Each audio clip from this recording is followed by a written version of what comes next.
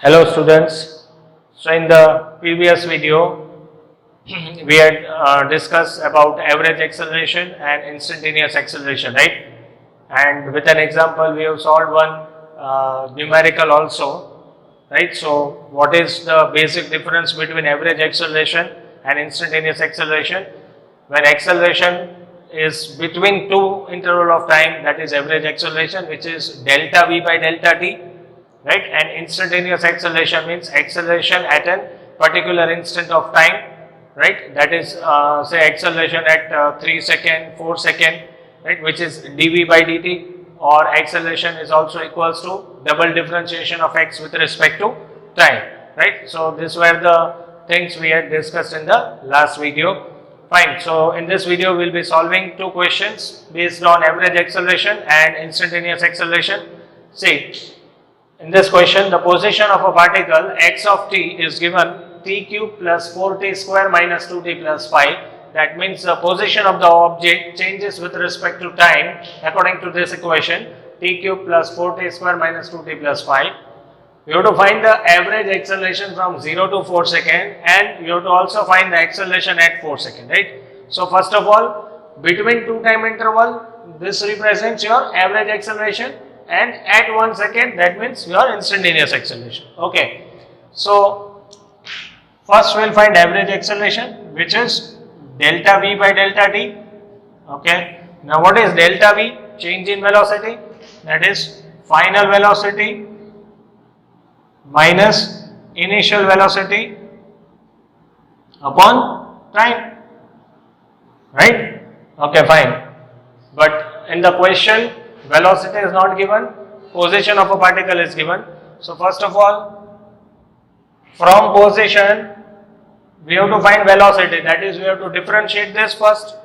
So dx by dt equals to 3t square plus 8t minus 2, right? T cube, so 3 will come in front, 1 power will be less, 8t minus 2.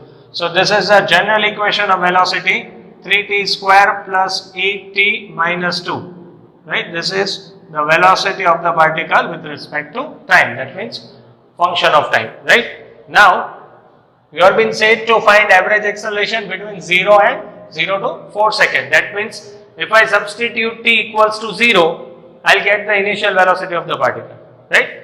If I substitute t equals to 4 second in this equation, the velocity will be the final velocity. So the answer of final and initial velocity is to be substituted in this equation, you will get average acceleration. Let us see. That is velocity at 0 second, this represents initial velocity, this will be minus 2, right? Velocity at 4 second, this is your initial velocity.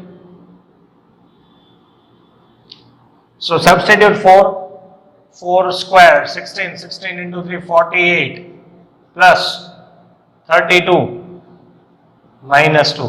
So velocity at 4 second will be 78. So final velocity is 78, initial is minus 2, right? So first we have to differentiate in order to get velocity, then substitute two different interval of time in order to get initial and final velocity. Now substitute these values in this equation, so your average acceleration comes to be final velocity, which is 78, minus initial velocity, which is again minus 2, divided by time, so that is 4, so it is 80 by 4, 20 meter per second square. This is your average acceleration. This is how we will find the average acceleration, right? When x is given to you, first of all differentiate it once, so you get the equation of velocity. Substitute two different time intervals which are given in the question, right? You will get initial and final velocity. Then substitute in the formula final minus initial by time. So this will be your average acceleration. Clear?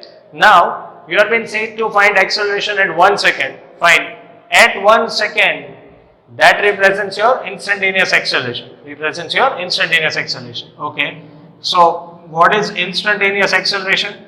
Instantaneous acceleration is dv by dt or d square x by dt square, right? We had seen in the lecture, acceleration is d square x by dt square, that is double differentiation of x with respect to time, or dv by dt, both means the same, right? Both means the same. Fine. So now we need to calculate instantaneous acceleration. So that means this has to be differentiated two times, right? Okay. So first dx by dt, which will give velocity 3t square plus 8t minus 2, right? So this is the equation of velocity. Now we have to calculate acceleration. So again dv by dt. So it is 6t plus 8. The differentiation of 2 will be 0.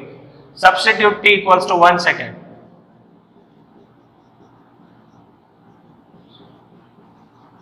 So this is the answer of your instantaneous acceleration. This is how we will calculate average and instantaneous acceleration, right? Fine. So let us discuss one more question. It will be a bit different from this, but the method to calculate average and instantaneous acceleration will remain the same. So this is our next question. Again, position as a function of time is given. X of t is equals to at plus bt square minus ct cube, where a, b and c are constants. You have to find the velocity of the object when acceleration of the object is 0, right? Okay. So this is a bit, this is a kind of different question, but you are being said to calculate the same velocity and acceleration. They are saying you to find the velocity when acceleration is 0, right? That means when acceleration is 0 means we have to first of all find the time at which the acceleration of the object becomes 0, right?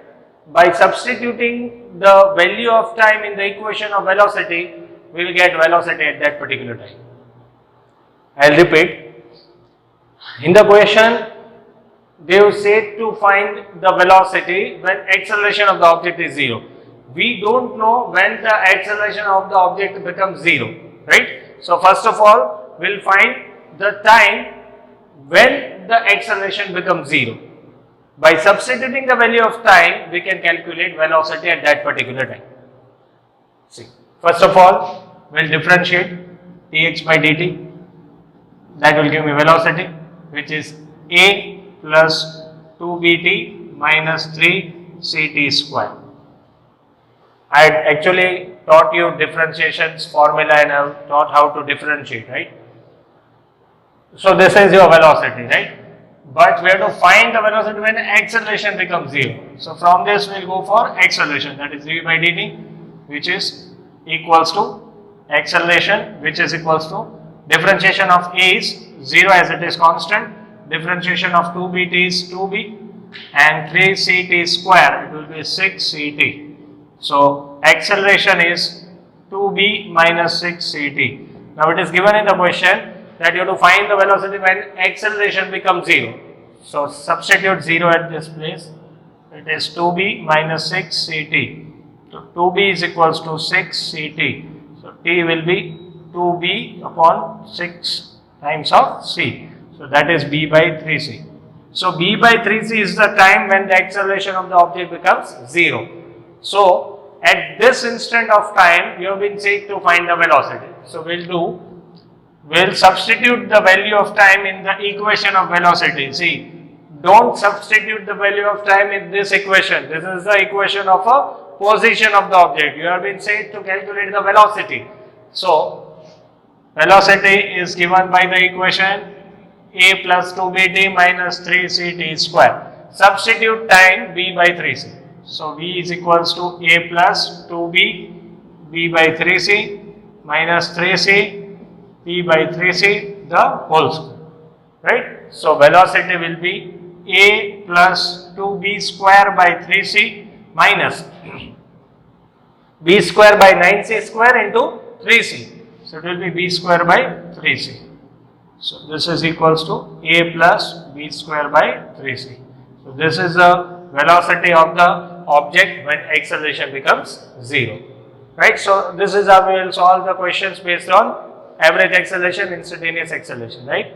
Fine. Now in the next video we will discuss about the graph of average graph of velocity by time, and we will also see that how to calculate displacement, how to calculate distance from the graph of velocity time. right? So in the next video we are going to discuss about different graphs.